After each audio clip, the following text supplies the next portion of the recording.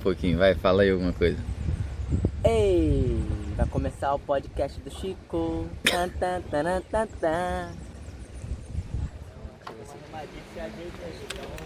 Ó, o Chico tava fazendo um charme pra vir, mas chegou agora.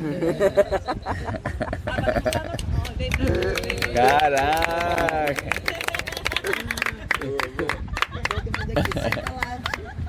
A minha cadeira é essa, porra. É, Chico. Do lado. O microfone já tá aí esperando. Caraca aí. Impressionante que com o almoço não faz, né?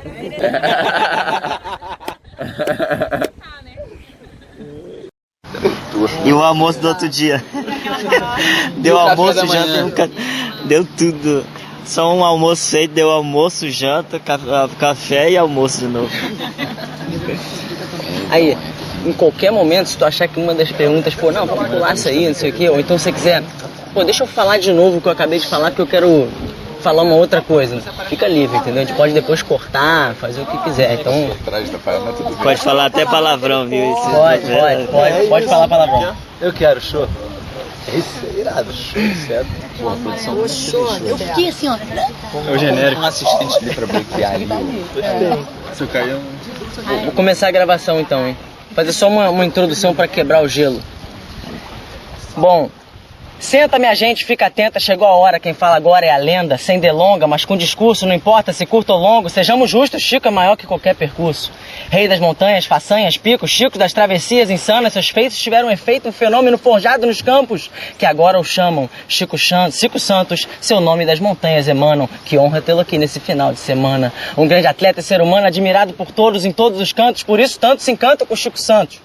Pelo que fez e pelo faz e pelo esporte, por ser da paz representa fracos e fortes, mostrar que com trabalho e treino junto vem sorte, referência no trail, experiência e mostrar o que veio, por todos os atletas é louvado, obrigado por mais um momento mágico. Nas trilhas, Francisco, tu é mago, por isso deixamos declarado eu, Renato Campos, e todos do meu lado, Chico Santos é Brabos. Bem-vindos ao Brabos Trail Running, o mais novo canal sobre corrida de montanha do Brasil. Nosso objetivo é trazer conteúdo de qualidade e tudo aquilo que você sempre quis saber sobre os mais brabos, corredores, treinadores e personalidades do esporte. Num bate-papo comigo, Guilherme Amaral, e meu amigo e atleta Renato Campos. Brabos. Bom dia, boa tarde, boa noite, brabos e brabas de todo o Brasil. Estamos aqui praticando o isolamento social, conforme recomendado pelas autoridades, por conta do Covid-19. Porém, contudo, todavia, entretanto, o episódio de hoje foi gravado antes da pandemia chegar no Brasil. Mais precisamente no Trail Camp da Papagaio Trail, que ocorreu em janeiro na Ilha Grande. Eu, Guilherme Amaral, não pude comparecer nesse graduadíssimo evento devido ao motivo de trabalho. Porém, Renato Campos esteve lá e fez um bate-papo com o cabra da peste, a lenda viva Chico Santos. Isso mesmo. Estávamos super ansiosos para entrevistá-lo e para liberar mais essa grande entrevista para vocês, que teve um formato inédito, pois gravamos no deck da casa de Ilha Grande, tendo os participantes e corredores do camp como plateia. O Chico Santos é atleta da Seleção Brasileira de Trail Running e já ganhou praticamente todas as grandes provas de trilha do Brasil, como a Ultra dos Perdidos, La Mission, várias KTRs, é recordista da Insanity Mestre Álvaro. O currículo é vasto e conta também com participação em eventos internacionais. Campeão da Peneda Gerês em Portugal, prova de 260 km em estágios, quinto colocado no desafiador UTMB Ushuaia, Transgran Canária, Zegama. Vocês vão ouvir também ele contando sobre sua história de vida, sua vinda do sertão cearense para as montanhas e praias cariocas e como ele iniciou sua carreira no esporte. Vamos revelar seus locais favoritos para treinar e mais alguns segredos. Esse podcast tem apoio da Lithium Store, uma marca de Petrópolis para quem gosta de viver ao ar livre, sempre irmão de muito estilo. Lá você encontrará a peça de roupa certa para suas aventuras. O site é lithium.com.br, Lithium, Lithium. E para ficar por dentro de todas as novidades, segue no Instagram, @uselithium. E falando em Lithium, vocês viram que fizemos umas camisas brabas by Lithium? Você pode pedir para todo o Brasil pelo site da Lithium, ou se você for do Rio, Búzios ou Petrópolis, manda um direct pelo Instagram pra gente. E agora se liga aí que a entrevista já vai começar. Preciso falar mais alguma coisa? Acabou a entrevista, né? Que eu não preciso falar mais nada. Descreveu tudo. O Chico, eu queria... Além do que o Chico é. Cara, antes de falar de você como atleta, uma história que eu já ouvi algumas vezes, mas quero que você conte de forma resumida. Hoje eu considero você carioca, mas você não nasceu no Rio de Janeiro. Eu queria saber como é que foi onde você nasceu, como é que foi a tua infância e juventude até você chegar no esporte, o esporte entrar na sua vida. É uma história que eu particularmente acho muito interessante. Então, como o Renato, apesar dele me considerar carioca, eu não sou carioca, sou nordestino, cearense, nascido no sertão do Ceará. O que é importante mais nisso não é nem onde eu nasci, porque eu nasci lá e para onde eu vim. Eu acho que é mais a forma como eu fui criado até meus 16 anos, foi quando eu vim parar no Rio. Como eu fui criado no interior, no sertão mesmo, eu sempre morei em casa de pau a pique, sem saneamento básico, sem eletricidade, sem qualquer... Então, na primeira casa onde eu nasci, morei por alguns anos, que eu não lembro, não chegava carro. Você tinha que fazer um deslocamento de aproximado 3 km por trilha, assim. Uma trilha mesmo, um single track, que você tinha que chegar na minha casa, uma casinha no meio de nada. E até o momento, quando eu saí de lá, a região onde eu morava tinha 6 famílias. Cada um tinha muitos filhos, né? Então acabo tendo bastante gente. Só da minha família são 7 irmãos. E eu costumo até brincar que se você quiser reconhecer um cearense, é só olhar para a cabeça dele, você vai saber. E não é à toa que a minha é como é porque a gente fala que quando a gente começa a crescer, o nosso pai bate na nossa cabeça de cima para baixo, como ele é maior. Cresça, meu filho, para você ir pro Rio de Janeiro, pro São Paulo, e aí vai achatando a cabeça da gente. E não foi diferente no meu caso, né? Meus pais, a gente tem, na verdade, basicamente, por que você tem muitos filhos num lugar desse? Ainda mais quando a gente dependia da lavoura. E sem qualquer apoio do governo ou alguma coisa do tipo, você não tinha irrigação de água, então era a natureza contra você. Se a natureza resolvesse não passar um ano sem chuva, você não tinha produção de alimento. E o outro sonho do pai e do filho era ir para um lugar onde ele conseguisse ganhar a vida dele, ter um trabalho digno e honesto. E aí eu vim parar no Rio antes do tempo previsto, né? Foi com 16 anos, por uma separação dos meus pais, que eles estavam brigando igual gato e cachorro e saíam na porrada mesmo, e eu tinha que me meter, porque nesse período eu era o segundo homem da família e o meu irmão já estava no Rio. Eu acabava, não aguentava ver minha mãe, porque ela acabava saindo na desvantagem, por ele ser homem, ela mulher, ele mais forte. E aí eu me meti. Meu pai achava que eu estava indo contra ele, e ela botava eu contra ele. Ele sempre achou isso. Isso não estava dando muito certo. Aí eu vim parar no Rio para ficar sem qualquer... como é que eu falaria... Sem qualquer apoio? Não é nem apoio, porque meu irmão já estava aqui, sem nada determinado, se eu ficaria ou não ficaria, se eu trabalharia ou não trabalharia, só por questão da separação. Situa a gente no tempo aqui, Chico, onde é que a gente está agora aqui na tua vida? Com quantos anos você fez isso, ou que ano você de fato se mudou pro Rio? Com 16 anos. 16. E aí eu vim parar no Rio, e no dia seguinte, eu cheguei num domingo, e no dia seguinte eu comecei a trabalhar com meu irmão numa cozinha de restaurante fazendo limpeza, porque tinha 4ª série e tal. Até porque onde eu nasci, a minha mãe era professora primária, meu pai é analfabeto, só pra vocês terem uma ideia, mas minha mãe era professora primária, que ela não tinha formação para ir além disso, mas ela era a única professora na região. Não existia um colégio, existia uma salinha, um galpão onde se reunia as crianças. Ela, a partir da 4ª série, se quisesse continuar estudando, tinha que fazer um deslocamento de mais de 10 km, 15 km. Só que não tinha transporte. Ou era por meio de transporte próprio, que seria uma bicicleta, ou sei lá, quem tivesse mais condição. Que era uma única família que tinha carro lá. Esses poderiam sair, o resto era bicicleta, um animal ou a pé. E aí voltando para minha chegada no Rio, aí cheguei no Rio, comecei a trabalhar com meu irmão lá no restaurante. Mas eu era completamente índio, né? Muito bravo, um bicho bravo mesmo. Então, bem digno que o Renato falou, um bicho bravo mesmo. É que eu nunca tinha tido contato com uma grande cidade. Pra você ter ideia, quando eu cheguei no Rio, foi um impacto assim tão... que me desmontou, porque eu nunca tinha visto um prédio acima de 2 andares, nunca tinha visto... Eu achava muito estranho, como é que as pessoas moram acima um do outro com tantas casas? E aquilo era difícil para mim entender. E no mesmo momento eu achava que eu nunca ia conseguir andar no Rio. Como é que as pessoas conseguem se orientar no Rio se uma rua sai aqui, outra sai lá? Como é que você sabe que vai sair lá? Ela não vira antes. Isso foi muito difícil para mim nesse começo, um impacto, assim, meio que desmonta, né? Mas o sonho de estar trabalhando, ter um trabalho honesto, digno e ganhar um dinheirinho, cara, tá nas minhas mãos ali. Então eu resolvi ficar. E aí fiquei um mês com meu irmão, depois comecei a me virar sozinho, dividir aluguel em comunidade com outros conterrâneos, tá? E foi daí.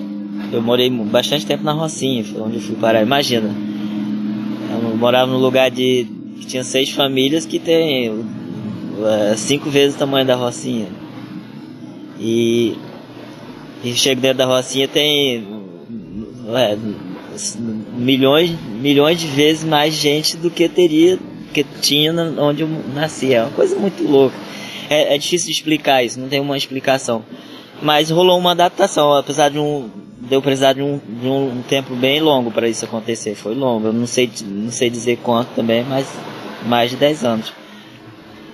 Eu ainda tenho meu jeito, do jeito que eu sou, talvez muito pela minha formação, mas eu resolvi que eu teria que estudar. Minha mãe sempre teve um sonho de estudar, os pais dela não deixaram ela estudar, ela resolveu também se formar em pedagoga. Isso acho que por algum motivo me motivou, eu resolvi estudar. E aí fiz supletivo para terminar a 8ª série, para chegar na 8ª série mais rápido e entrar no 2º grau. E nesse meio eu conheci um amigo que gostava de correr, então era um cara nascido e criado em comunidade, muito esperto, e aquilo me ajudou pra caramba. Hoje em dia eu não tenho contato com ele, não consigo achar esse cara em lugar nenhum, mas a gente era super amigo, a gente fazia quase tudo junto. E aquilo me ajudou muito a entender um pouco do povo onde eu tinha vindo parar. Povo malandro, esperto e que em algum momento minha ficha caiu que o que as pessoas achavam, porque existe essa coisa muito do preconceito, que eu não tenho nada contra o preconceito. Eu até falo que o preconceito ele é necessário. O que não é necessário é o conceito sem você ter o preconceito. Como é que você tem o conceito sem conhecer a pessoa? O preconceito acho que é uma coisa muito comum. Você não conhece a pessoa, você tem que ter ou sei lá, por alguma outra coisa.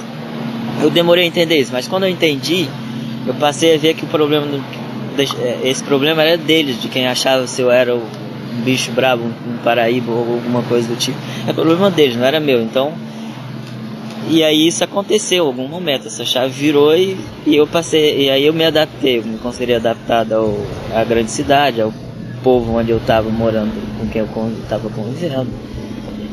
Esse teu amigo corria o quê? Corria. Pista, rua? Rua, ele corria, ele conhecia outros caras que corriam bem, e aí ele pegava muita informação desses caras, e aí ele ficava me passando, não, vamos correr, e aí a gente começou a correr. Apesar de eu, desde os meus dias andando, eu sempre usei o deslocamento, a caminhada, ou sei lá, até corrida, a bicicleta, como um meio de deslocamento, de transporte. E jogava futebol. Bem perna de pau, mas corria. E eu corria muito, muitas vezes, e isso impressionava as pessoas. E aquilo, acho que é das pessoas falarem isso. Eu comecei a correr em paralelo, mesmo depois desse incentivo do meu amigo. E aí eu comecei a ver que melhorava meu condicionamento para jogar futebol. E aí... Aí pegou a mim, uma hora alguém chegou, cara, tira a bola e continua correndo. Perfeito. Olha que beleza. E aí foi uma coisa assim, que foi acontecendo aos poucos mesmo. Acho que nem chegou as pessoas falarem isso pra mim, eu insisti bastante tempo. Deve ter uns 7 anos que eu não jogo futebol mais. Mas eu continuava, de vez em quando aparecia pra jogar umas peladas. Eu gostava de jogar futebol de areia, eu conheci as pessoas ali em Copacabana. Depois eu vim morar ali em Copacabana, bem próximo do Pavão ali, do Cantagalo. E aí eu ia pro trabalho, voltava no final do dia ou no começo da noite ali, do jeito que eu voltava de bicicleta, eu parava ali pela Constante, ou La Paula Freitas, naquela região toda ali tinha umas peladas que a gente chama, que é o futebol de pessoas que resolvem jogar a paisano, não tem um uniforme, tem uma coisa assim. E as pessoas passaram a ver que eu corria pra caramba, então os caras me botavam de corredor ali, na cabeça de área ali, no lateral, e cara, era legal. E realmente eu melhorei meu condicionamento, tava estudando, aquela coisa toda. E aí, nessas corridas que eu comecei a correr, que amanhã tem a corrida no Rio, que é São Sebastião, que eu corri algumas vezes, a Maratona Internacional do Rio, a meia, né? E algumas revistas que apareciam na minha mão, que eu conseguia comprar em banca de jornal, comecei a ver e comecei a ler que para você melhorar tinha que treinar, não sei o que, e quem treinava essas pessoas. Pela questão da curiosidade, eu busquei ver isso, e aí eu vi, o cara que estuda educação física. Sempre trabalhando em restaurante, então eu trabalhei em vários restaurantes, só voltando um pouco, eu passei pelo processo de limpeza, fogão, lavando prato, panela, fogão, bar, copa, né, que a gente fala, essas coisas todas, alguns eventos trabalhava, e até o salão. O meu último trabalho em restaurante foi de garçom. E nesse processo todo, eu tinha um casal que eu já estava trabalhando de garçom, e eles estudavam aula de direito na Uniswan, e eles descobriram que eu queria fazer faculdade e começaram. Nesse tempo eu já estava pensando em fazer educação física. E aí eles começaram a me insultar para que eu fizesse direito, que eles conseguiam lá uma porcentagem de desconto, não sei o que, me convenceram. Eu dei início, mas não cheguei a terminar nem o primeiro período, que eu falei, burrice minha, eu não quero isso. Eu quero mesmo a educação física. E aí fui para educação física na Estácio de Sá. Só que aí é onde eu caí de paraquedas, né? Foi uma loucura, assim, porque eu na minha cabeça, eu ia chegar na faculdade, ia ter um complexo lá, uma pista de corrida, que eu já entendi, um negócio, ia ter um monte de gente mandando eu correr ou pedalar, eu ia escolher o que eu queria fazer, o que eu fazia melhor. Só que no primeiro período você já pega de cara a anatomia do sistema circulatório, bioquímica, e algumas coisas assim que me assustaram de uma forma assim, que eu fiquei, meu Deus do céu, cara. Mas, cara, é isso que eu quero, vamos. E foi daí que foi surgindo mais ainda. Aí eu, nesse período de estudando educação física, eu conheci alguns professores, que um professor gostava de triatlo, e aí ele me ajudou pra caramba, me ensinou pra caramba a treinar. Mas corrida continuava sendo o seu forte, assim. E aí, nesse meio, nada muito próximo, assim, tem pouco tempo que eu, na verdade, corro ganhando alguns títulos no Brasil, né? E até já teve alguns fora do Brasil. Pela minha idade, tem pouco tempo. Eu não consegui chegar na idade que seria uma idade boa como atleta, pensando num atleta profissional na corrida. Porque eu demorei a descobrir isso, e lógico, na família eu não tenho ninguém que pratique esporte. Eu sou o único dos 7 irmãos que pratica esporte. E como é que veio surgindo isso? Eu comecei a me interessar muito pelo assunto, assim como eu achava que na faculdade ia chegar lá e ninguém ia me matar, me cansar de fazer exercício, e ia chegar no final do dia, tá cansado, vai pra casa descansar. Que não me cansei de outra forma, foi fisicamente. Eu comecei a ver que eu conseguiria fazer isso, e aí eu comecei a buscar alternativas de esporte, além da corrida, e aí descobri a corrida de aventura. Antes disso eu fiz uma modalidade que chama Trek de Regularidade. O Trek de Regularidade, o cara determina os caminhos, só que você tem que fazer regulando tempo, Aí como é que você faz isso? Aí você tem um PC aqui, outro ali. Você tem uma cartilha, o cara determina se você tem, você vai até tal ponto, distância X, a partir dessa distância X você vira para a direita, 180 graus e vai mais tantos metros. E aí dentro disso, em equipe, dentro disso você tem que ter como é que você descobre isso? Se você chegar adiantado, cada segundo ou cada minuto que você chegar adiantado, você perde 2 pontos. Se você chegar atrasado, você perderia 1 ponto. Então era melhor você chegar atrasado. Aí eu descobri isso através dos nossos passos. Então a gente tinha que contar passos, tinha que ter um contador de passos na equipe. Existe um material que você consegue contar passos, não sei se todos aqui conhecem. E aí você treina isso, você descobre o tamanho do seu passo. E aí você treina isso, você tem que ficar treinando para achar o passo mais próximo possível. E era que tipo de... Era um percurso técnico, assim, no meio da mata? No meio da mata, em trilha. Então tem isso também, pode ser uma subida, isso vai demorar mais tempo, menos tempo, então... Mas você tinha essas informações na cartilha onde a gente recebia, então isso já ajudava bastante. E aí depois do trek de regularidade eu descobri a corrida de aventura, que é... Para quem não conhece, a corrida de aventura, ela tem algumas modalidades, que é a corrida, o trek, a mountain bike, canoagem e uma técnica vertical. E não tem caminho demarcado porque você para determinar a corrida de aventura você tem que navegar. Então na equipe tem que ter um navegador. E esse navegador vai pegar uma carta, que é uma carta topográfica. Imagina uma corrida de aventura aqui em Angra, na Ilha Grande. O cara vai pegar a carta topográfica daqui e ele vai determinar os caminhos que ele vai passar. Ele pode pegar um caminho mais difícil, mais curto, mais longo, mais fácil, ou cortar mato, que a gente chama de azimutar. Dependendo da distância, vale a pena azimutar também. E aí, em 2013 eu fiz minha última corrida de aventura. De lá pra cá eu venho me dedicando só à corrida de montanha, que hoje é meu principal esporte. E que eu tô aqui, acho que por isso.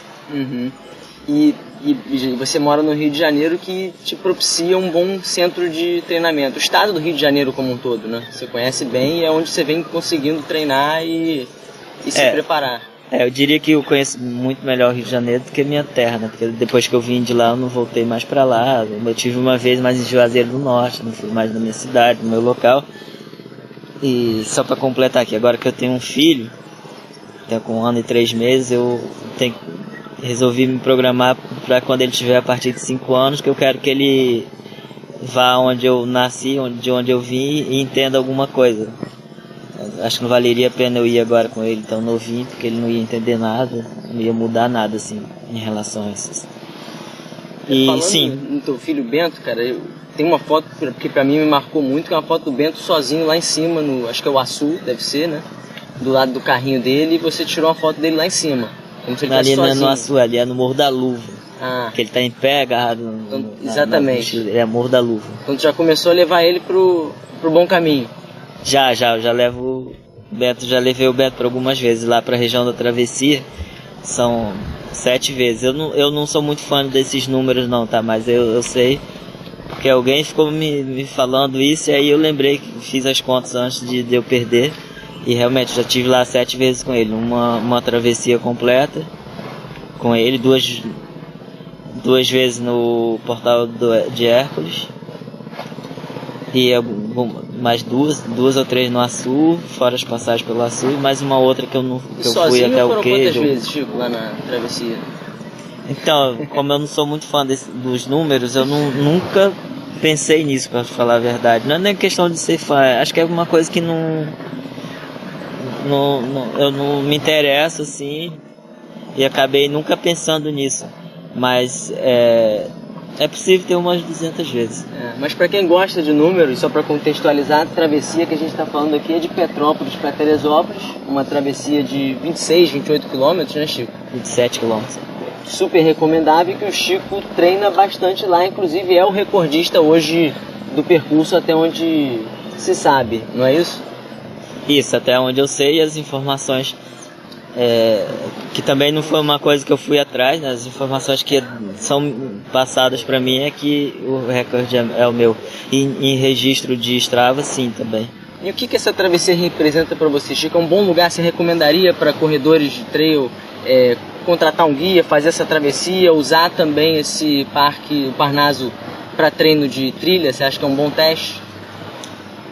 Eu vou falar um pouquinho mais e vou chegar a esse ponto.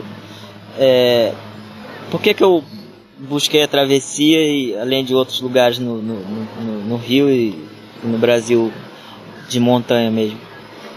Em 2013 eu resolvi que queria me dedicar à corrida de montanha, então eu comecei a buscar provas fora do Brasil, porque do meu ponto de vista, para que eu melhorasse como um esporte novo, como é no Brasil e no mundo inteiro, mas eu vi que os melhores atletas estavam na Europa, e aí eu resolvi que eu ia ver, ia me testar, ia correr com esses caras, com os atletas europeus, assim como de inúmeros outros países, para eu ver o quanto isso ia somar para mim. E aí, junto a isso, eu vi que eu tinha que buscar treinar em lugares com mais altitude, com mais técnico, que me permitisse também eu ter prazer de estar ali, não ser uma obrigação só de treino, no trabalho ali. E foi daí que eu comecei a buscar conhecer esses lugares. E assim, o que somou para mim é extremamente, sim, importante para minha carreira como atleta, treinar nesses lugares. Então eu acho que não só para o atleta, mas para a pessoa que gosta de uma vibe de estar em contato com a natureza, é um lugar assim especial, é um lugar que te dá uma energia diferente, é um lugar que não te dá uma obrigação ou alguma coisa do tipo de você estar ali porque aquilo é uma obrigação. Vale a pena, assim, contratar um guia, contratar uma pessoa que conheça para ir pela primeira vez, principalmente, porque é um lugar que oferece alguns riscos. A gente, aqui no Brasil, nós temos lugares muito, muito perigosos, porque a gente tem pouca estrutura, apesar da Serra dos Ovos é um dos lugares que tem mais estrutura. E uma situação de resgate demanda muito, muito tempo, e o nosso governo, nossa política não está preparada para isso. Então é importante ter alguém que conheça, que tenha uma capacidade de te ajudar numa situação de emergência, porque esse risco existe, não só para o iniciante, como também para o Chico, já fez 200 vezes lá, apesar de eu conhecer super bem. Mas a montanha, a natureza, ela deve ser bem respeitada nesse sentido, de ter alguém que conheça, alguém que domine certas coisas, que você não fique num perrengue tão complicado. Então acho que quem puder ir, quem puder conhecer, vale muito a pena.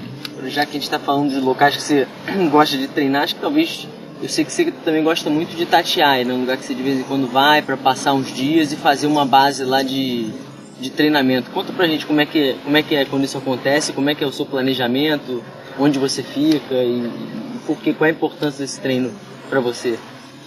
Então, Itatiaia é assim, uma coisa muito especial também. São montanhas que elas são um pouco diferentes em relação à Serra dos Ovos, mas tem a natureza é muito parecida, sim, mas o material dos lugares é eu acho um pouco diferente. Itatiaia eu escolhi porque ela te permite uma base em altitude, que é base para dormir, para acampar, né, que tem abrigo e tem acampamento, que é quase 2.400 metros, além da estrutura de camp e abrigo, tem bastante água, muito próximo, então uma coisa muito fácil de você sobreviver ali por alguns dias. Eu já fiquei lá 16 dias, treinando, acampado, sozinho, é espetáculo, assim. E é um lugar que tem muitas travessias. Dá pra fazer treinos longos, técnicos e treinos em altitude. Você tem um circuito que eu faço lá, que acho que no Brasil ninguém fez ainda, que é tudo acima de 2.300 metros. Quase 30 km com 2.000 metros de acumulado pelos 30 km. São os picos todos que eu faço ali, que são lá nessa parte base, o Pico das Agulhas Negras, que é o mais alto, mas aí vem o Couto, que é o segundo, eu acho, o Altar, que é o Sino, que é o segundo, o Couto, que é o terceiro, uma coisa assim, eu não sei a ordem direito, mas tem um Sino lá também. Aí eu faço esses picos, que é Agulhas, Asa de Hermes, Altar, eu tô dando mais ou menos na sequência. Sino, Couto, Prateleiras, Maçã, passo pela Pedra da Maçã, vou na outra pedra, volto pro abrigo. Dá basicamente uns 30 km com uns 2.000, e tudo acima de 2.300 metros. Com trilhas tudo até bem sinalizadas e bem abertas. Assim, porque a gente no Brasil é uma questão cultural, eu acho, e uma questão de falta de incentivo. Muito próximo dali a gente tem a Serra Fina, que é a travessia mais eu acho que é a travessia mais sinistra de se fazer no Brasil, que não tem manejo, não tem, e aí é o que dificulta mais. Itatiaia já tem bastante, assim como Serra dos Órgãos, tem uma equipe que fica tratando da trilha o ano inteiro. Tem empresas que botam funcionários ali, que são contratadas pelo governo, que é o ICMBio, que é o Instituto Chico Mendes, e que fazem um trabalho de manejo de trilha muito bem feito, assim como fazem no Parque Nacional da Tijuca, no Parque Nacional da Pedra Branca. A Tati, que está aqui, sabe, tem inclusive um trecho lá que ela adotou, que é o que eles têm feito, a Transcarioca tem feito um trabalho bem legal, e as pessoas têm abraçado essas ideias, que você tem um trecho como a gente tem aqui, saindo da praia até a outra, um trecho, eles determinam aquele trecho, a pessoa adota e faz manutenção daquilo ali, fica averiguando aquilo ali, e aí deve passar alguma informação para uma pessoa que está acima, e que se precisar de alguma coisa vai fazer, além deles ali. E eu acho isso legal, que é um incentivo, além do... um meio de informação para que as pessoas entendam, ter gente mais presente ali que entende, se vê alguém fazendo uma coisa errada, vai chegar para a pessoa e avisar ela. Falando nisso, na Serra dos Órgãos, uma vez, alguns pontos você faz uns cortes, e ali subindo pro Açu, depois que você passa o Ajax, você sobe ali a Isabeloca, para quem conhece aqui, já chegando quase no topo, que para um pouco de subir, fica no sobe e desce, tem um corte de caminho, em vez de você ir pela esquerda, fazer um cotovelinho, você sobe reto, que é mais difícil. E uma vez eu estava subindo por ali e vi um guarda-parque daquele, ele me chamou a atenção com toda a educação e com toda a razão, e até então não tinha parado para pensar nisso, entendeu? Então, às vezes a gente faz umas coisas sem pensar, e por mais que você não tenha intenção, que é um negócio desse, vou cortar o caminho porque é mais curto, mas você está dificultando o trabalho do cara que faz manejo ali, uma situação que vai gerar um desgaste para aquele terreno ali, pela questão Por que você faz trilha em zigue-zague? Para você, em cada curva que você faz, você amortece a força da água e desvia ela para fora da trilha. Além disso, vai permitir que você tenha facilidade, uma pessoa que tem menos condicionamento tenha facilidade de chegar também onde um outro que tem mais condicionamento chega. Tem uns benefícios em relação a isso que é muito interessante. A partir do momento que você tem essa informação, que você entende isso, você vê que realmente é fundamental ser como é, e tem que ser respeitado por quem frequenta. Isso é importantíssimo, Chico. E no Rio, agora, para finalizar essa parte dos seus CTs No Rio, onde é que a gente cruza com o Chico Santos treinando, assim, ultimamente? Quais são os lugares que você tem, assim, guarda no coração? Floresta da Tijuca tem alguns lugares, principalmente ali pro lado virado mais pra Zona Sul. Mas um dos lugares hoje em dia que eu vou muito é Pedra da Gávea, e é um dos lugares que me encanta, assim. Pra quem não conhece, Pedra da Gávea tem duas subidas, que é a subida principal e tem a subida que chama Pico dos Quatro. Por que se chama Pico dos Quatro? Segundo a informação, é que na época dos Trapalhões eles gravaram uma cena por lá. E aí deram esse nome, Pico dos Quatro. É uma trilha secundária, uma trilha mais selvagem, com alguns pontos com dificuldade para subir, como todo mundo sabe que a Pedra da Gávea tem um trecho que se chama Carrasqueira, que é bem difícil de passar. O Pico dos Quatro tem um trechinho que tem uma certa dificuldade de passar, eu acho pior do que até na Carrasqueira. E com você eu achei muito mais fácil, eu nem vi. Então, mas tem uma entrada lá que você chegando sozinho, né? Uma entradinha que você não tem muito entrada ali. Quando eu fui sozinho eu também não encarei, mas vendo uma pessoa fazendo é outra coisa, né?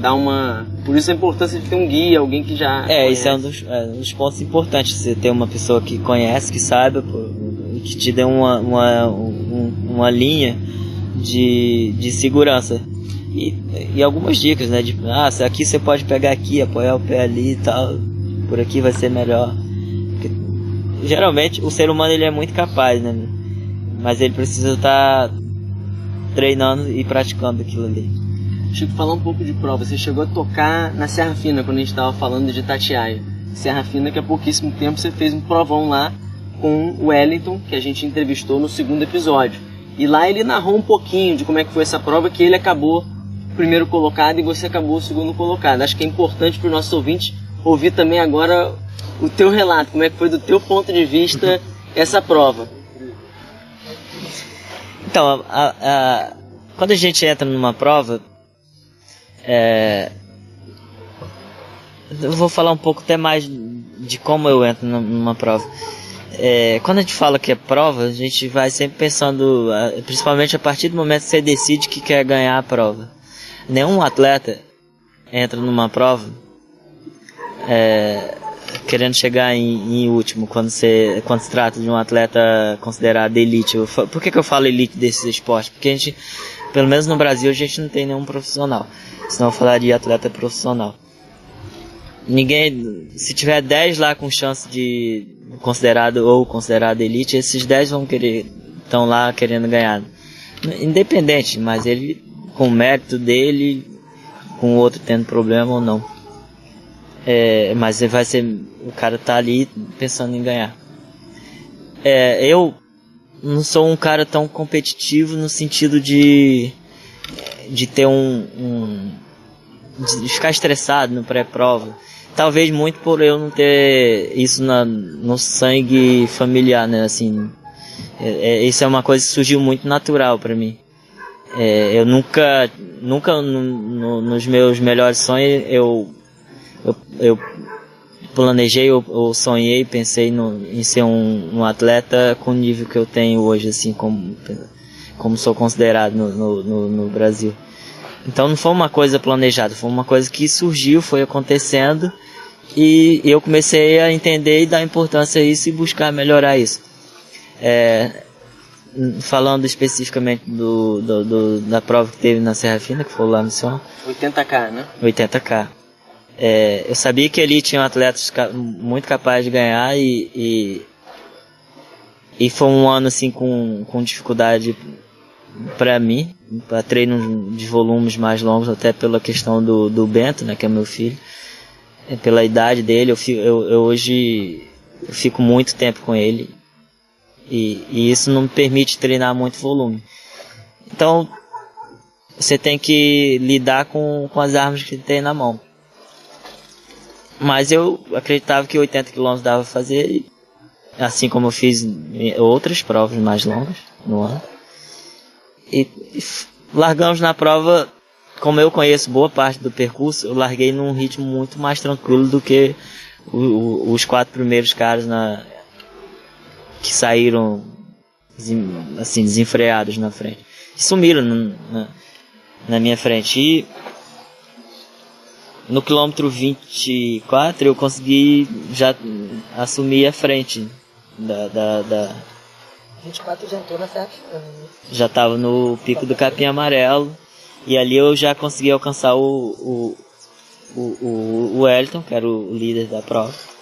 Nesse momento, o Yazaldi estava com você? Não, o Yazaldi foi comigo até próximo do quilômetro 20. E aí eu fiquei tentando assim, a gente ficou meio que correndo junto, tentando um incentivar o outro. Não, vamos lá, não sei o que. E aí ele falou que estava cansado, porque ele tinha feito uma prova longa há pouco tempo atrás. E aí foi ficando, e eu resolvi e dar meu ritmo ali, e fui alcançando os 4 atletas que estavam na frente. E aí no pico do Capim Amarelo, que era o quilômetro 24 ou 26, eu assumi a frente e abri, só não sei quanto. Só que quando a gente chega no ponto mais alto, que é a Pedra da Mina, que é quase 2.800 metros, você tem um visual de onde você vem bem longo. E eu olhei e não vi ninguém, vi uma pessoa muito, muito distante. Então também não dava pra ficar parado olhando pra ver se tinha alguém se mexendo em algum lugar, porque você corre no meio de um capim absurdo lá, mata. Eu que sou baixinho, tem alguns pontos lá que dificilmente você vai me ver. Você olhando tanto mais alto que eu, você não vai me ver, eu tô debaixo do capim. E aí desci, né, que a gente fazia uma descida longa e caía num trecho de estradão. E aí ficava menos subida, mas um sobe e desce, um trecho mais rápido, bom de correr e tal, e manter um ritmo mais constante.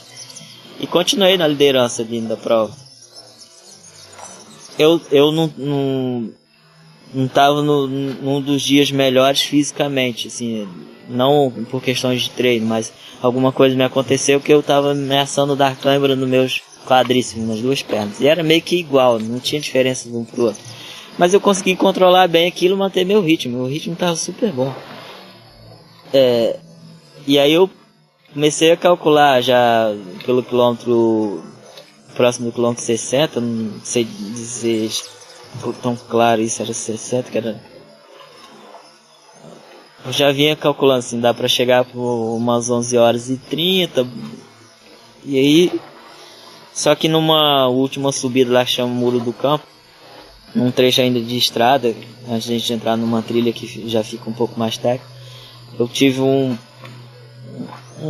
mal-estar assim, que me incomodou um pouco. Então eu não consigo identificar de onde, o que aconteceu nesse dia, assim. Além dessa ameaça de câimbra que eu consegui controlar bem, eu tive esse momento bem ruim. E aí eu achei que eu ia dar uma desmaiada, já estava bem desgastado, tá? E realmente deu uma escurecida de vista assim. E aí eu resolvi, cara, vou parar.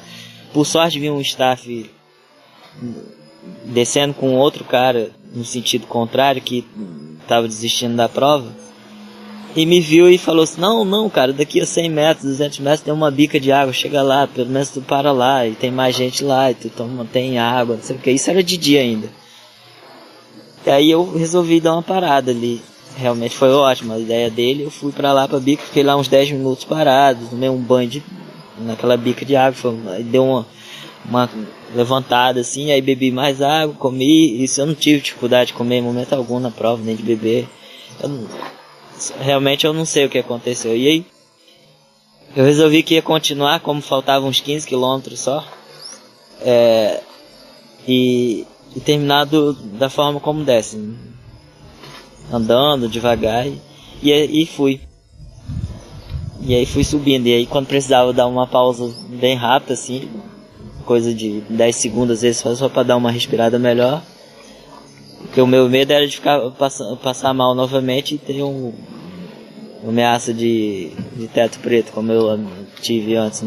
Só que tava muito calor, então nessa hora já tava meio que baixando a temperatura. E aí foi melhorando, e aí eu continuei, só que eu não consegui impor um ritmo mais como eu tava, não consegui voltar, não sei se foi por cabeça, fisicamente. E faltando uns 6 km, o Wellington me alcançou realmente e venceu a prova. E eu ali naquele momento não tinha uma força para reagir, tentar ir junto, chegar mais próximo, apesar de a gente ter chegado bem próximo um do outro.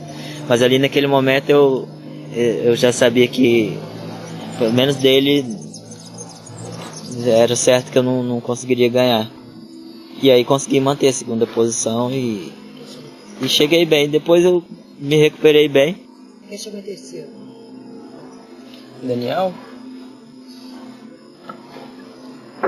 Acho que foi o... Não foi o Wellington Noronha que chegou, ou foi o quarto Wellington Noronha?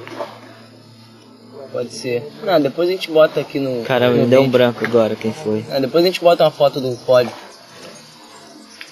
Pode ter sido o Wellington Noronha, sim. Outra prova que te rendeu um bom resultado foi aquele 5º colocação no Ushuaia, né? Agora saindo do Brasil. Só que lá o terreno já muda um pouco as condições, né? Acho que foi no ano... Eu tive bons resultados no ano. Mas um dos melhores resultados acho que foi o Ushuaia. Não pela posição, que eu fui 5º colocado. E foi um pódio bem misto, porque teve o primeiro colocado foi um americano, o segundo foi um argentino, o terceiro um francês, quarto um equatoriano e quinto eu. Mas por que eu acho que foi muito importante? Pela questão do clima. Para nós brasileiros e principalmente para mim, que fui nascido e criado onde quase nem tinha água, acho que foram 130 km e dos 130 km a predominância foi neve. Entrou uma frente fria assim, absurdo. Uma semana antes você via todas as montanhas.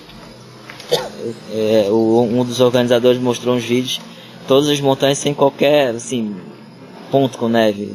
Eles passaram de helicóptero em alguns pontos, uma coisa incrível assim. E um dia antes chegou uma frente fria lá e nevou assim em alguns lugares. Na parte alta era neve, na parte baixa era chuva, durante a prova toda, sem qualquer alívio. E na parte alta, alguns lugares chegava a menos 15 graus e na parte baixa era 0, menos alguma coisa. E chegou alguns lugares com 1 metro de neve. E era uma coisa assim que para descer para subir eu consegui acompanhar inclusive os caras até o quilômetro 30, só que eu adotei uma estratégia um pouco diferente por não estar muito... Eu ver que ia ser perigoso demais eu ficar de bobeira tentando comer em alguns lugares com temperatura muito baixas. Eu resolvi que em alguns lugares, nos PCs onde tivesse mais comida, eu ia comer mais comida quente e mais comida para evitar ficar comendo em alguns pontos entre os PCs. Pegar da minha mochila, ter que tirar a luva impermeável, porque a gente teve que correr de luva impermeável 100% do tempo, e ter um problema e não conseguir botar a luva de volta. Então no quilômetro 30 eu perdi o ritmo ali com os caras, eles saíram primeiro, e aí pra mim tava tudo tranquilo, e aí eu resolvi tentar alcançar, porque até onde a gente tinha ido eu vi que ninguém tava forçando assim para tentar dispersar muito, e aí eu resolvi, cara, eles não estão muito longe, então vou tentar me juntar com eles de novo. E aí eu errei o percurso por 1 quilômetro numa virada que eu tinha que fazer para a esquerda. Eu tinha acabado de apagar a minha lanterna, tinha acabado de amanhecer o dia, então eu só apaguei a lanterna e passei do ponto assim por uma distração boba. E tô indo numa estradinha assim, nesse ponto, sem nenhuma bifurcação. De repente eu vejo uma bifurcação, olhei e não vi marcação nenhuma. Esse cara, tem alguma coisa errada, mas espera aí. Eu tô sem olhar, já tem sei lá, não sabia quanto é, mas já tem um tempinho que eu não vejo fita, mas também não tem bifurcação. Então vou continuar mais um pouco. Outra bifurcação, nada. Aí o cara não acredita. Aí volto eu sozinho, num frio desgraçado. E volto, aí faltam uns 200 metros para eu chegar onde eu tinha que virar. Eu encontro outros 3 atletas passando direto e eu tá errado. Eu percorri 1 quilômetro, tinha olhado no relógio, 1 quilômetro, tinha ido para frente, tinha voltado quase esse quilômetro todo, não tem uma fita. Aí um cara que tava usando o track log no relógio olhou, não, tá dizendo aqui que tem que continuar. Tá bem então. Aí eu fiquei parado. Eu vou com os caras, eu vou com eles, porque eu já fui 1 quilômetro, não vi fita, ou eu continuo voltando e procurando. Aí eu olhei assim, os caras se distanciando, assim, quer saber, eu vou ficar junto com esse pessoal. Aí resolvi ir junto com eles. Aí 300 metros depois, o cara olha o relógio e realmente tá dizendo que tem que voltar e virar pra esquerda. Aí volta todo mundo. Aí ali me deu uma destabilizada, porque eu fiquei, cara, a gente entrava num bosque e logo em seguida a gente entrava num descampado, no topo de uma montanha, que era uma neve, assim, tu olhava. Nesse lugar teve uma marcação de mais aproximada, uns 4 ou 5 quilômetros na minha cabeça, que a marcação era contínua. Era uma fita zebrada contínua. E alguns lugares tinha vários staff tirando neve com pá pra não cobrir. Porque era um ponto baixo, assim, longo, que você ficava no meio das montanhas, no vale das montanhas, você não subia muito ali. Então a neve acumulava muito, eu acho, ali. E os caras ficavam tirando pra não cobrir a fita. Que a gente era os primeiros, mas dos 700 pessoas tinham, sei lá, acho que no 130 largaram 500 pessoas, assim, ou 400 pessoas, uma coisa, acho que foi esse número. Era muita gente que vinha pra trás. E muito perigosa a prova nesse sentido. E aí, ali eu acho que eu já estava entre os 10, e aí quando eu passei no quilômetro 60, que era um ponto de controle, a gente botava o nosso kit lá de extra, eu perguntei minha posição, eu era o 8º. E aí eu resolvi não trocar de tênis, de roupa, porque não ia mudar nada, tava chovendo o tempo todo, ou tava nevando, resolvi continuar com aquela roupa ali. E aí fui ganhando posição, e consegui a 5ª colocação nessa prova. Eu diria até que pelo meu conhecimento, pelo meu autoconhecimento, eu não estava no meu melhor momento fisicamente. O meu melhor momento foi numa prova que eu fui fazer na Ilha das Canárias, em março, fevereiro, se eu não me engano, fevereiro. Eu não lembro se foi no final de fevereiro ou no começo de março. Foi no final de fevereiro. Foi o meu período do ano que eu estava melhor preparado, com melhor condicionamento, e tive já a 5ª vez que eu vou para essa prova, foi a única que eu tive um problema de uma lesãozinha que eu tive que sair da prova no quilômetro 50. E daí então eu não consegui mais voltar um volume que eu gostaria para uma prova de 100 km. Zegama, Chico, é uma prova muito competitiva, né? Zegama é uma prova muito competitiva, apesar é muito parecido com esse nosso tipo de terreno aqui. É um lugar que chove muito. Zegama é nos Países Baixos, logo depois de São Sebastião, de Bilbao. É um lugarzinho que deve ter, sei lá, não sei quantos habitantes dali. Eu sei que não deve ter 2.000 habitantes naquele lugar. Mas é um lugar que chove muito e tem uma prova chamada, com o nome do local, é uma maratona com muita lama. A predominância do terreno é lama. E quando não é lama, tem muita raiz e pedra. É uma prova extremamente competitiva, apesar das poucas vagas que tem. É uma coisa assim, uma concorrência é sorteio. A concorrência pelo sorteio é enorme. E eles ainda abrem uma prova, porque na Europa tem um circuito muito competitivo. Eu não vou saber dar detalhes sobre isso, mas ela está no meio dessas provas mais competitivas, onde tem uns 100 atletas ali que são atletas considerados atletas elite profissionais. E eu fiz ela no ano retrasado. Foi no ano retrasado? Foi no ano retrasado, no ano 2018. Acho que sim. Foi 2018 que eu fiz. E para quem quiser correr numa prova com lama e trechos bem técnicos, é uma prova que vale muito a pena. E é uma energia, uma adrenalina assim, na cidade, no período na semana antes da prova, que é uma coisa assim, é incrível. Ela não tem muita estrutura de hotel, então a quantidade de motorhome que tem presente, assim, é uma cidade pequenininha, ou seja, você se cruza com todo mundo toda hora. E é incrível, assim, a largada, a chegada também. É um lugar, é a única prova que eu corri até hoje fora que tem torcida do começo ao fim. Nos lugares mais difíceis de se chegar é onde tem mais gente. E o lugar mais difícil de se correr também. Então, eles fazem um corredor, é ensurdecedor, é coisa de estádio, assim, só que com as pessoas na tua orelha. É balizado para as pessoas não te travarem esse trecho. Vários trechos é balizado para que as pessoas tenham um limite de aproximação de você, mas é uma coisa ensurdecedora, assim, a galera grita na tua orelha. Ajuda ou atrapalha? Cara, eu não sou um cara muito de... Então, chega uma hora que meio que tá... Cara, chega, tá bom, não precisa mais gritar, sabe? Então, mas acho que pra grande maioria ajuda. Pra grande maioria. Pra você ter ideia, é um lugar que é muito difícil de correr. Tem algumas pessoas que não têm condição de correr e correm por aquilo ali, por causa daquele momento de emoção ali, sabe? De alegria, de vibração. Cara, eu acho que eu também falando... Quer perguntar, Matheus? Cara, o TMB Ushuaia te deu vaga pro TMB. Deu. Você vai correr? Não. Não vai? Não. Repete sua pergunta. Eu vou...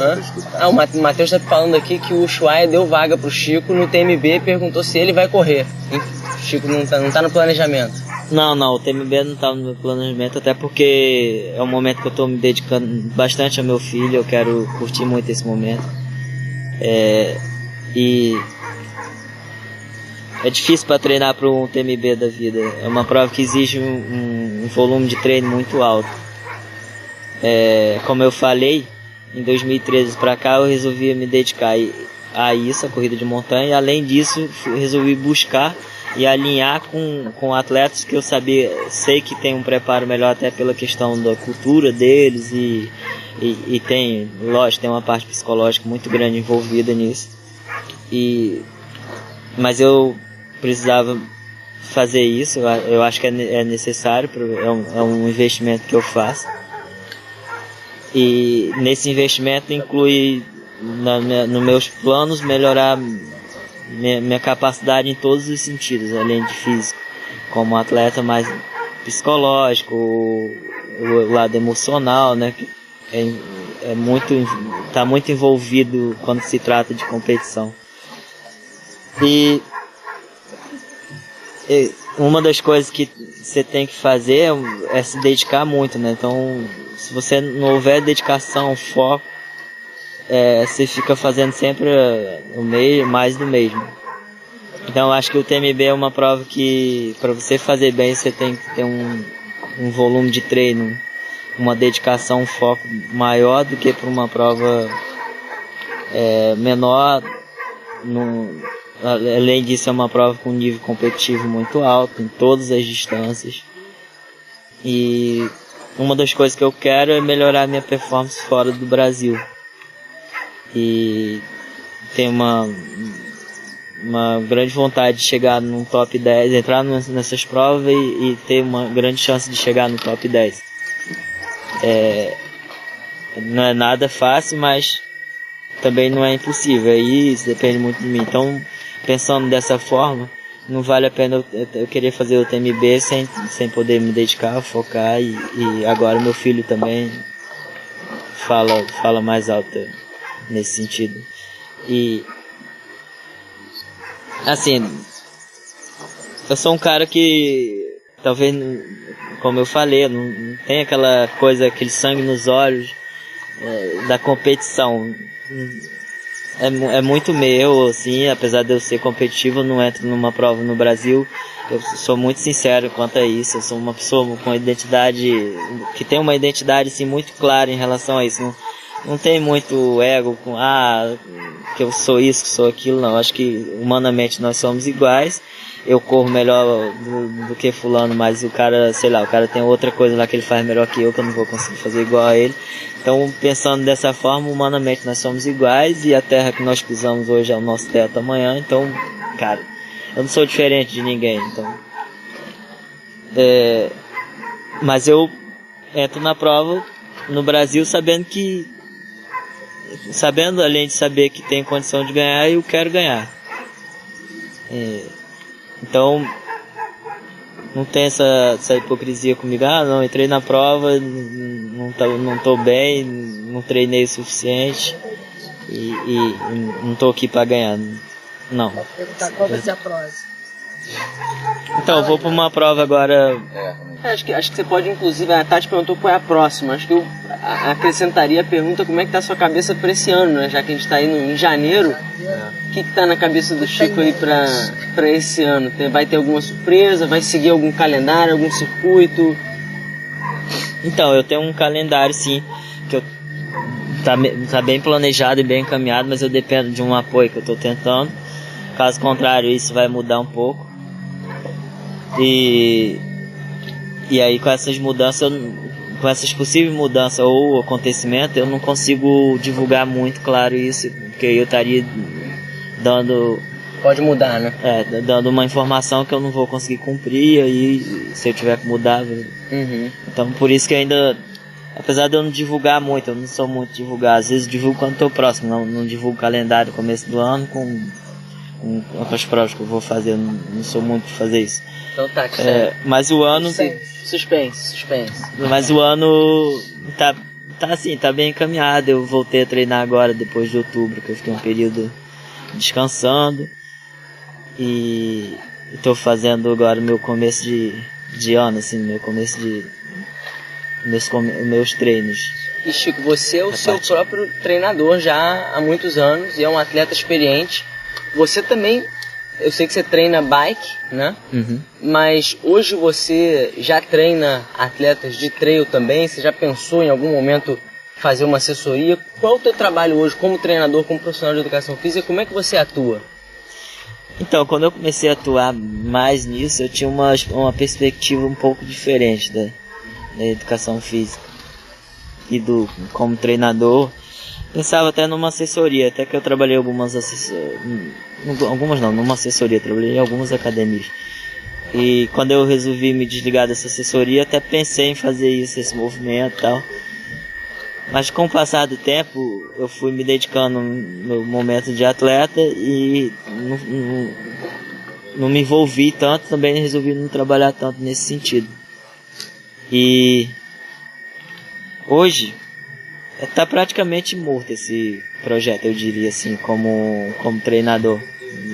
Eu tenho algumas pessoas que treinam comigo. Hoje em dia eu faço um trabalho que é iniciação, principalmente na bicicleta, e tem alguns clientes que eu já atendo há um tempo, que são pessoas mais velhas. Quando eu falo mais velhas, são pessoas de 60 para cima.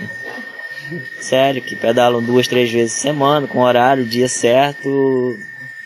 E nesse tempo eu tive muito tempo de pensar como é que eu poderia fazer para não desfocar muito do meu momento atleta, porque como eu comecei mais tarde, eu acho que eu consigo prolongar um pouco mais minha vida útil como atleta, porque todo atleta tem vida útil, assim, não dá pra você, depois de alguns anos se dedicando, você vai se cansando e vai mudar o foco. E pensando no que como eu poderia fazer, não achei nenhuma saída que não fosse da forma como eu faço hoje, diferente do que eu faço hoje, para que eu pudesse me dedicar mais ao Chico atleta, ao atleta Chico, vamos dizer assim, pensando como treinador e como eu mesmo. E é uma coisa que anda devagar e talvez não sei se vai ter muita continuidade nesse sentido, até porque eu tô começando a fazer tô dando início a um novo projeto, que é iniciar as pessoas e apresentar alguns lugares que eu já conheci, que eu acho que, como a gente falou lá no início, acho que vale muito a pena a pessoa conhecer uma Serra dos Órgãos, uma Serra Itatiaia, uma Mantiqueira, e eu acho isso extremamente viável para qualquer pessoa também, indo de uma forma diferente da que eu vou, mais para curtir, mais para estar ali caminhando, apesar de estar fazendo um exercício físico, mas de uma forma mais lúdica, né? Não pensando, curtindo mais e conhecendo melhor até. Então é algo assim, mais ou menos na linha desses camps de corrida, experiências na montanha. A gente esteve com você no camp do Universo Trail também, em Itatiaia. Agora você está aqui com a gente na Ilha Grande, o camp que o Matheus está organizando. Você tem gostado de fazer esse tipo de vivência, que é algo meio novo, né? Pelo menos para mim. Eu tenho gostado e eu acho que é uma coisa que tem mercado. Por exemplo, o que a gente está fazendo aqui, eu dou até aproveitando assim, eu dou até um exemplo. O que a gente está fazendo aqui, isso é melhor que prova. Conta para os nossos ouvintes o que a gente está fazendo aqui exatamente, porque de repente eles não... O Guilherme vai ter falado no início do episódio, mas eu queria que o Chico também desse o parecer dele. Então, o que a gente está fazendo aqui, que é um camping, 4 dias de treinamentos num lugar especial que é como é a Ilha Grande, organizado aí pelo Grande Matheus. Eu acho que isso tem muito mercado e é uma coisa melhor do que você estar numa prova. Imagine se isso fosse uma prova e todos que estamos aqui tivessem vindo para a prova. No dia anterior a gente não tinha podido, ninguém tinha bebido uma cerveja, todo mundo falando, não, eu preciso descansar porque eu tenho que correr amanhã. E no dia pós-prova você ia dizer, não, estou muito cansado e não aguento fazer nada.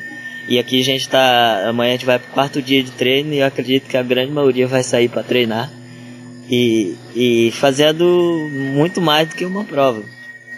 Então, são coisas, são propósitos diferentes, são coisas diferentes, mas a gente pensando nisso, olha a oportunidade que a gente tem de estar conhecendo. A gente foi em vários lugares turísticos e picos da Ilha Grande em 4 dias. Numa prova você ia passar numa parte desses lugares e nem ia reconhecer isso. Muitas vezes nem ia perceber onde tinha passado porque você está focado na prova. Não estou dizendo aqui que você não pode fazer uma prova, até porque uma prova ela te traz uma situação de te tirando de uma zona de conforto, para que você saia para treinar mais e consiga ter mais foco, mais dedicação.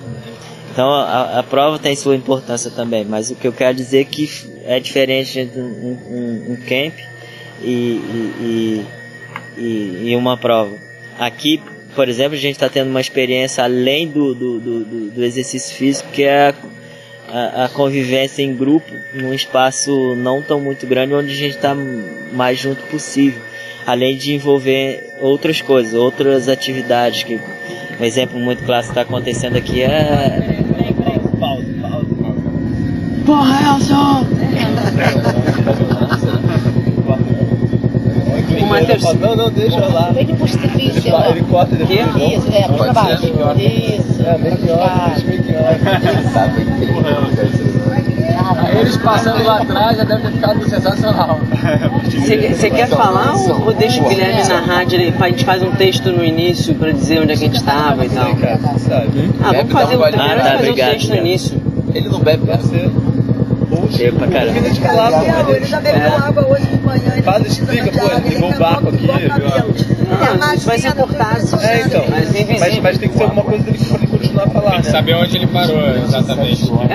Mas da perspectiva de quem tá ouvindo, vai ser como se o barco nunca tivesse ligado, entendeu? Eu sei mais ou menos onde ele tava. Então ele tá ligado, ele não é repórter, ele lembra. Qual foi a última frase que ele falou? Fala aí.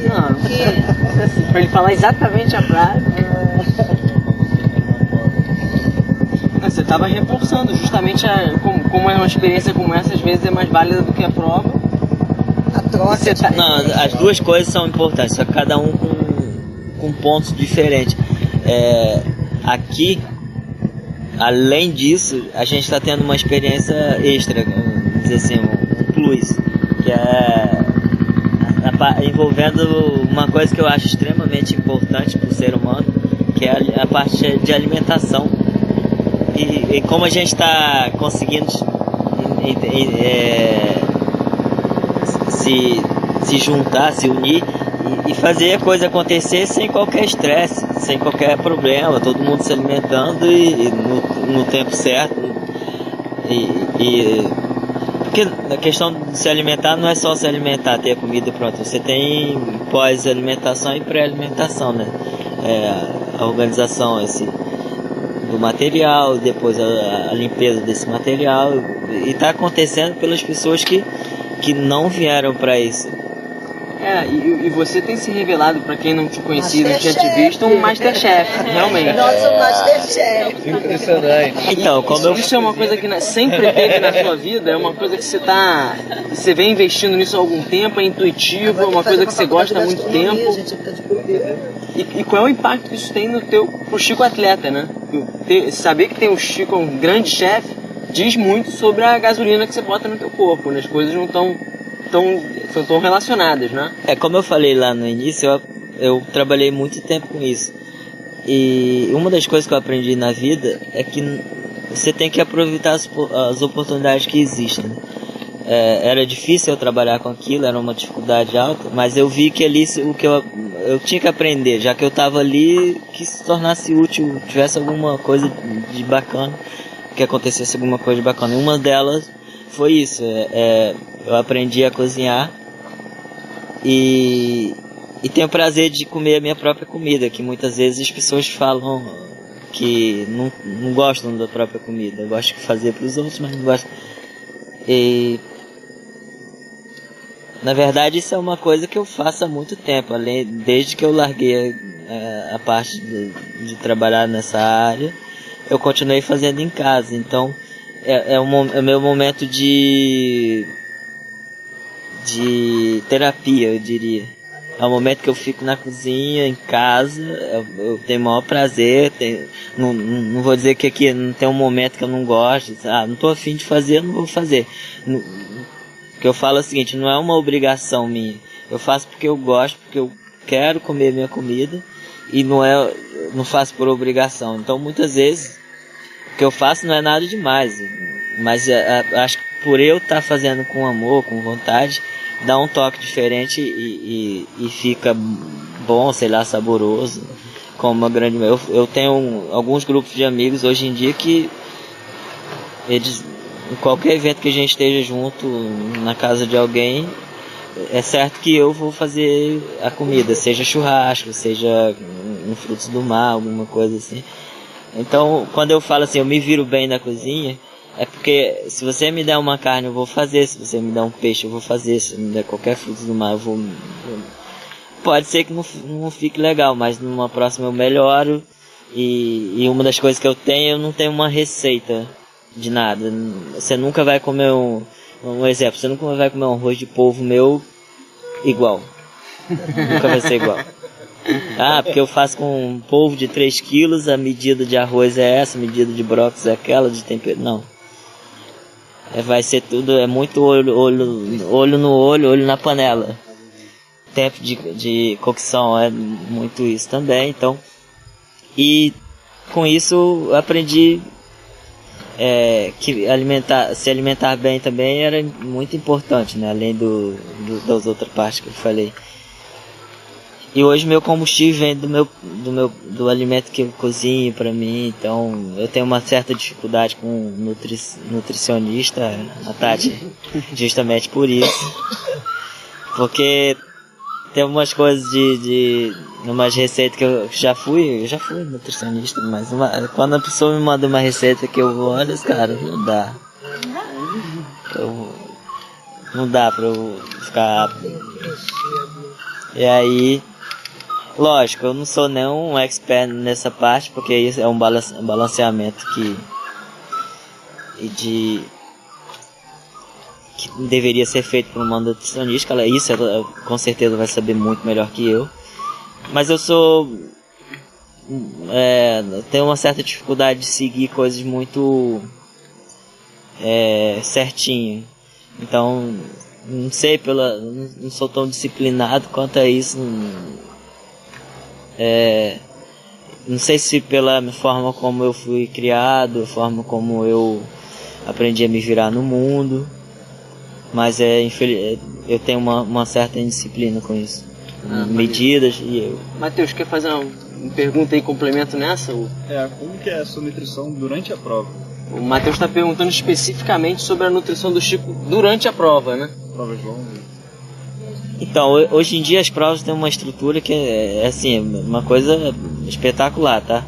Então tem de tudo, de comida. O básico que eu levo comigo é gel, alguma coisa assim, quando é fora do Brasil eu tento levar alguma coisinha aqui que eu não encontraria lá, que é tipo paçoca, alguma coisa com amendoim que eu gosto, alguma coisa que eu me sinto bem comendo. Mas em geral as provas têm de tudo que eu como, que é frutas em geral, que é maçã, banana, laranja, algumas até tem limão, entre outras frutas secas, castanhas. Então isso para mim é o suficiente. O que eu menos como é industrializado. Isso tanto na minha casa como na minha vida. Gel você não toma? Muito raro. Se eu tomar 20 gels por ano é muito. E água, a questão da água, a gente correu aqui, você não toma água direito. A gente ficou 7 horas aí, você tomou 200 ml de água. É que vocês não veem. Me perguntaram, não sei se o áudio tá bom, mas perguntaram pro Chico sobre questão de hidratação. Então, isso aqui as pessoas não veem eu bebendo, mas eu bebo. Ele sai sem, fala aí, ele sai sem garrafa, sem nada, onde é que bebe? O Chico destoou um pouco do restante da galera, porque ele correu sem mochila, então claramente ele estava sem um fornecimento de água ali constante. Ninguém viu ele bebendo, então tá se questionando aqui como é que ele tá de pé. Pedi pro Matheus encher esse copo de água aqui, não sei se vocês repararam. Eu tomei tudo. E o dele ele não queria beber, ó. Tá aí. Não, eu bebo bastante água, assim, gente. É que.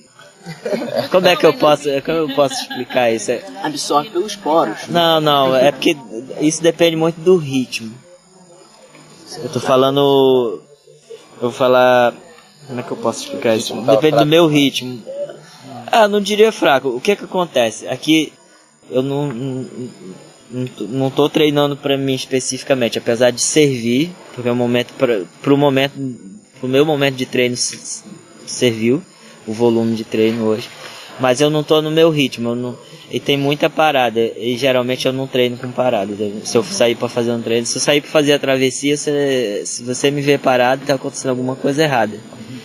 E eu já vi só com uma garrafinha na mão, de camisetinha, shortinho, no maior frio, uma garrafinha. Então, como o ritmo e algumas paradas, eu tava mais trabalhando do que treinando pra mim. Então, o ritmo é diferente. Se eu fosse fazer o mesmo percurso que a gente fez no meu ritmo de treino, que eu estivesse treinando pensando numa prova, eu precisaria estar com água, sim. Isso é uma coisa que eu garanto, tá? Porque não é porque eu não sinta sede pela questão do ritmo, mas é uma coisa que é controlável pra mim.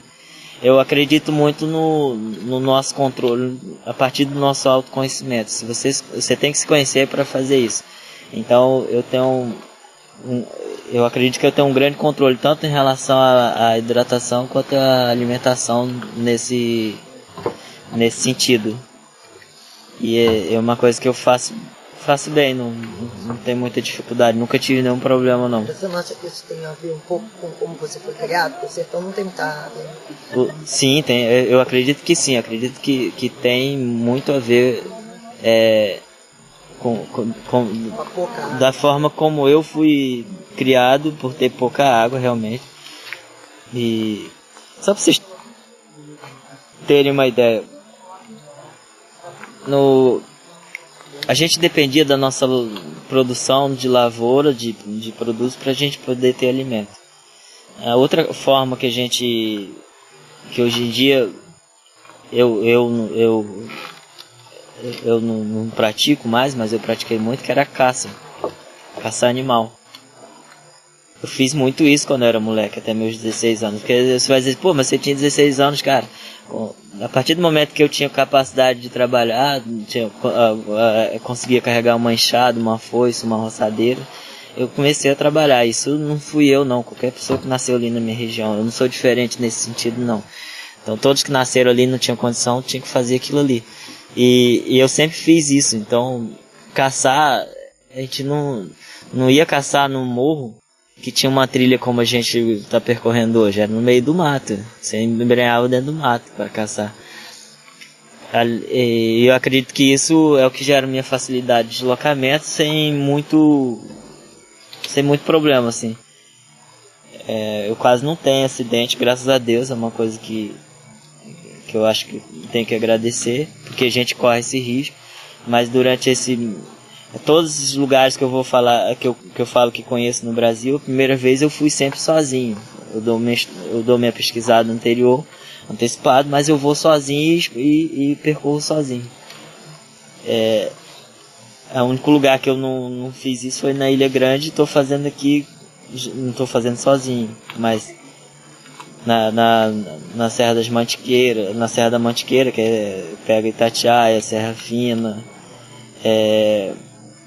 Aiuoca, Serra dos Órgãos, que é aqui, nessa parte aqui que é a Serra do Mar, que é a Serra dos Órgãos, na Bocaina, entre outros lugares. Sempre fui sozinho, então é muito instinto, assim, é um pouco do que é o Chico, do que foi da formação do Chico, da pessoa Chico, do ser humano Chico.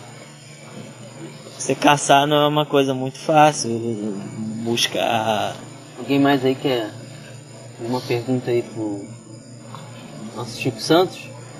Que a gente está se aproximando mais ou menos aqui de 1 hora e tanto aí de conversa, da primeira de muitas. Eu espero que você vai falar no Bravo, porque tem muita história ainda pra acontecer, que a gente vai querer voltar aqui esse ano.